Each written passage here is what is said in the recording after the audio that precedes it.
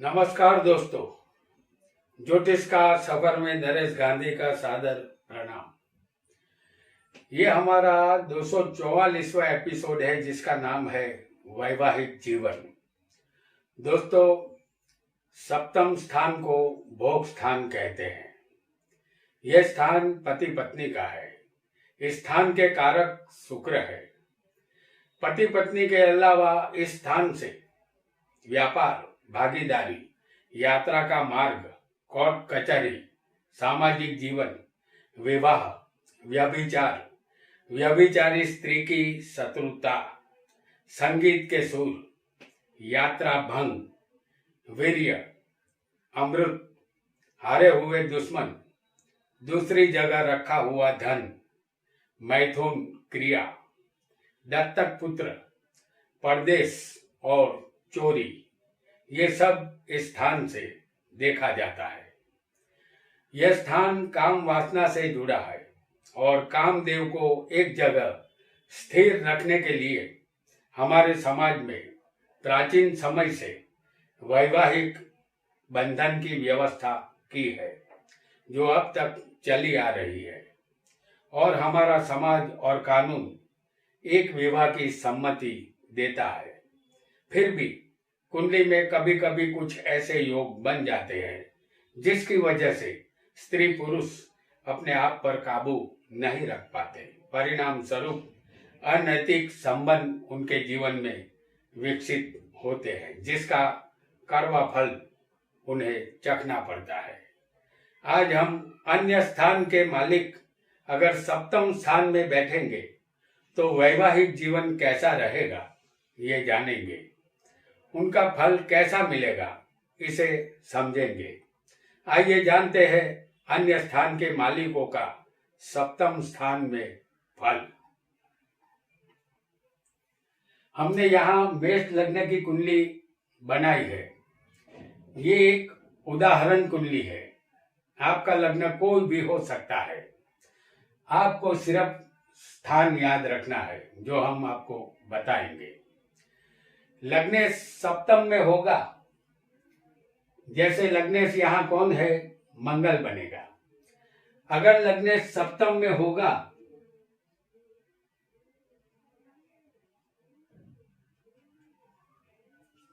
तो पत्नी सुंदर, देखने में हसीन और स्वरूपवान होती है। पत्नी तेजस्विनी होती है। पत्नी का प्रेम मिलता है। लेकिन कभी कभी लग्नेश का सातवें होना दो पत्नी का योग बनाता है।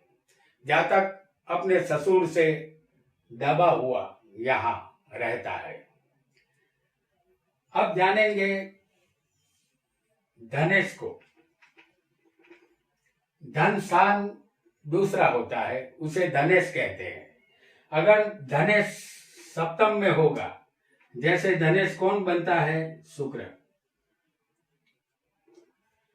धनेश सप्तम में होगा तो जातक का स्वभाव विलासी होता है, जिसकी वजह से चरित्र शंकास्पद बनता है। स्त्रियों के पीछे ज्यादा खर्च करता है। वैवाहिक जीवन दुखी बनता है। अगर धनेश कोई पापी ग्रह होगा, जैसे यहाँ हम आपको शुभ ग्रह बता रहे हैं, लेकिन अगर धनेश किसी का पापी ग्रह भी हो सकता है, तो धनेश पापी ग्रह होगा तो संतान की चिंता रहेगी। कभी कभी संतान यहाँ नहीं भी होती, ऐसा समझना है। अब जानते हैं तृतीयेश को। तृतीयेश यानी तीसरा स्थान, जिसके मालिक बनेंगे बुध। अगर वो सप्तम में होंगे, तृतीयेश अगर सप्तम में होगा तो भाग्यशाली पत्नी मिलती है। वह सुशील और सौभाग्यवती होती है। जातक अपनी पत्नी को पाकर धन्यता का अनुभव करता है। लेकिन तृतीयेश अगर पाप ग्रह होगा, यहाँ बुध शुभ ग्रह है, पाप ग्रह नहीं है। अगर कोई पाप ग्रह यहाँ तृतीयेश बनेगा तो लग्न जीवन दुखी रहेगा। जातक का चरित्र खराब होगा। जातक पत्नी को वफादार नहीं रहता। अब जानेंगे चतुर्थेश के विषय में। चतुर्थेश अगर सप्तम में होगा, यानी कि चौथे का मालिक जो चंद्र बनता है, चतुर्थेश सप्तम में होगा तो जातक को खानदान संस्कारी पत्नी यहाँ मिलती है। ये पत्नी सेवा परायण होती है, जो अपने सास ससुर की सेवा करती है।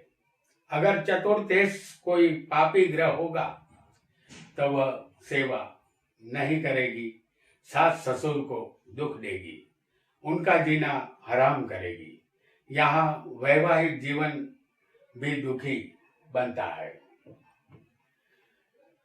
आइए अब जानेंगे पंचमेश को।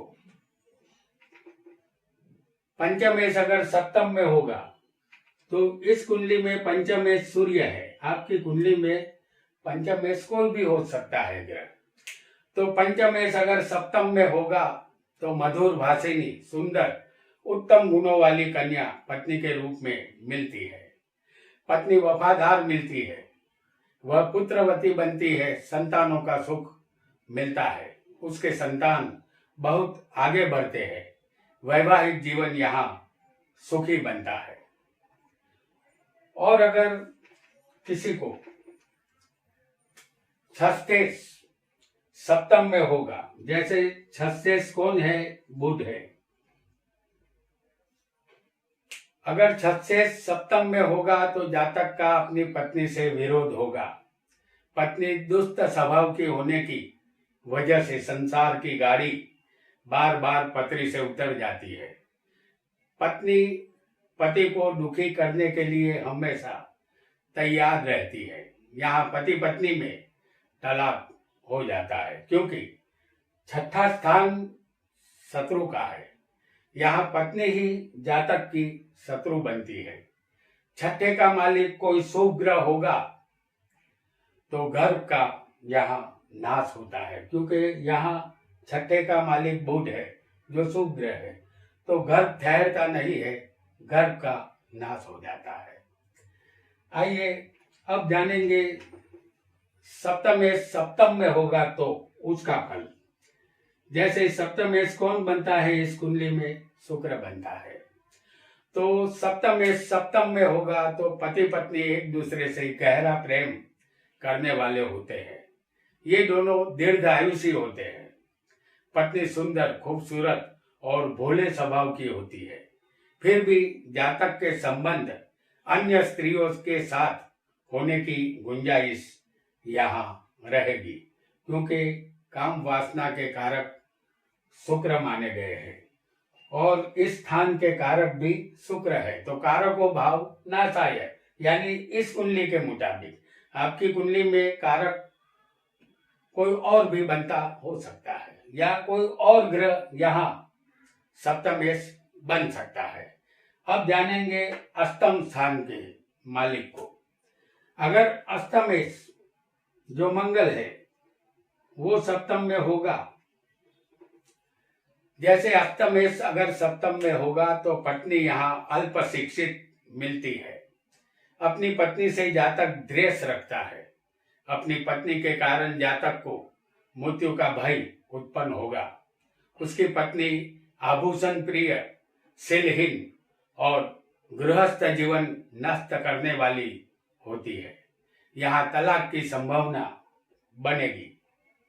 दो पत्नी का योग भी यहाँ बनेगा।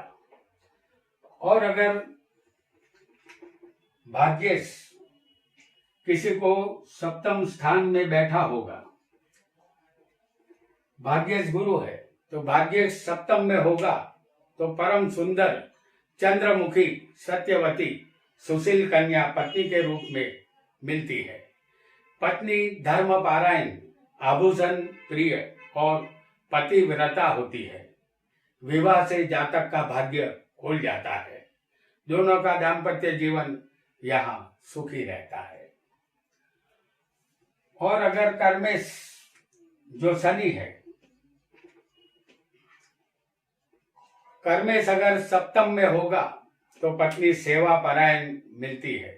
वह सुंदर, पतिव्रता और पुत्रवती होती है। अपने पति को कभी भी गलत रास्ते पर नहीं जाने देती। जातक को अपने ससुराल से यहाँ लाभ मिलता है। पत्नी का स्वभाव लागनीशील और जज्बाती होता है। पत्नी का सुख अच्छा मिलता है। पत्नी यहाँ धनवान मिलती है। और अगर लाभेश भी शनि ही इस कुंडली में बनता है, तो लाभेश सप्तम में होगा तो यहाँ पतिव्रता और शीलवती पत्नी मिलती है। वह पत्नी सुशील, धनवान और दीर्घायुषी होती है। जातक को ससुराल से लाभ मिलता है। जातक यहाँ पत्नी के वश में रहने वाला होता है। जातक का चरित्र शुद्ध होता है। वह अपनी पत्नी से वफादारी करता है। और अगर व्ययेश जो यहाँ गुरु बनता है, और गुरु अगर सप्तम में होगा, जैसे व्ययेश गुरु अगर सप्तम में होगा तो जातक बातचीत और वार्तालाप में चतुर होता है। उसे खराब और अनैतिक आचरण करने वाली स्त्री मिलती है। जातक को अपनी स्त्री से वियोग होता है। वह अपने पति को छोड़कर चली जाती है। अगर व्ययेश कोई पाप ग्रह होगा तो जातक को किसी स्त्री या वेश्या के द्वारा मरण का भय उत्पन्न होगा। जातक को पत्नी का सुख नहीं मिलेगा। यहाँ तलाक हो सकता है।